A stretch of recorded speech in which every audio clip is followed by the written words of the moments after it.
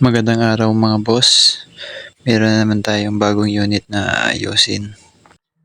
Ang naging problema pala nito mga boss, nung una ayaw niyang mag-charge.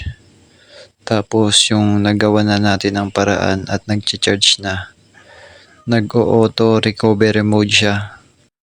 Kaya chinik natin agad mga boss yung power button tsaka volume button kung bakit siya nagpupunta sa recovery mode.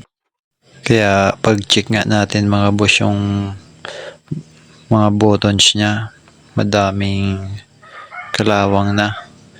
At pag-test natin, shorted mga boss. Kaya tinanggal na natin at aayusin natin kasi wala tayong pamalit na pyesa dito. Pagtsatsagaan na lang natin to boss. Gagawa na lang natin ang paraan para bumalik sa normal yung mga volume niya at saka power button. Dito nga mga boss, tinanggal na natin yung mga maninipis na parang metal plates na pabilog para malinisan natin ng mabuti.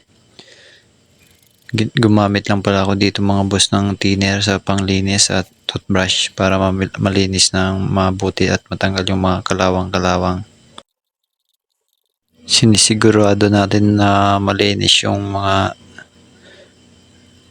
lalagyan ng metal plates mga boss para pagbalik natin yung parang bilog na malinipis, siguradong hindi na siya shorted mga boss. Tapos sunod na natin itong mga maliliit na metal plates na pabilog.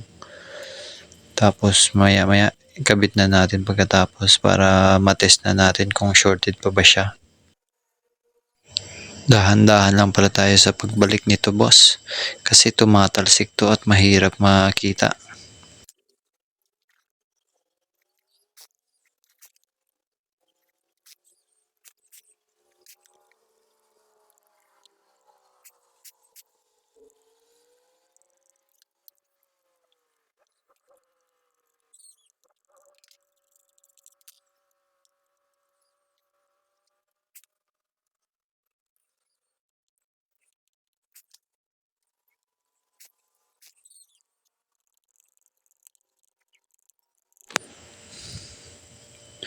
Mahirap talaga magbalik nitong mga maliliit na to mga boss, kaya dahan-dahan lang.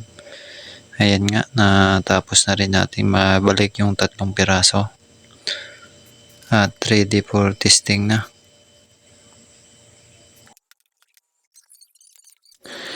Sinunod ko na rin pala itong volume button mga boss.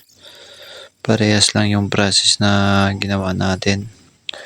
Tinanggal natin tsaka nilinisan para sigurado tayong walang shorted mga boss.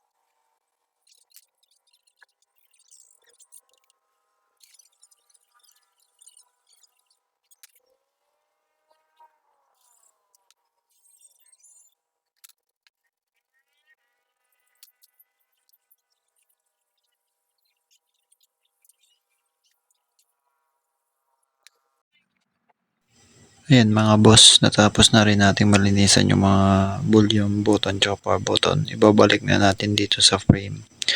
At katapos nito ibabalik na rin natin yung board para matesting natin mga boss kung effective yung ginawa natin.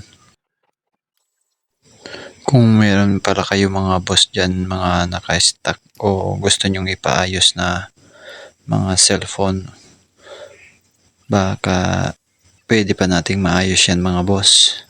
Kontakin nyo lang ako para matulungan ko kayo.